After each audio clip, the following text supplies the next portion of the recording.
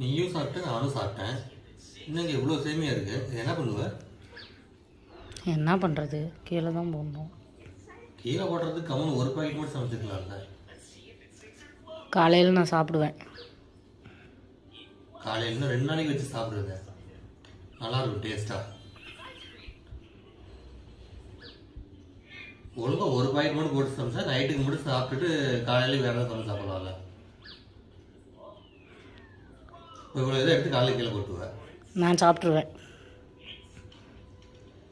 கீழே போட்டுறதெல்லாம் வயிற்றுக்குள்ளே போட்டுக்க.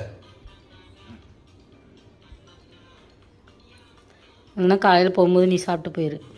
நான் சாப்பிடுவேன். இப்போ ஒரு வேலைக்கே திங்க முடியல. நல்லா தானே இருக்கு. நல்லா இருக்கு.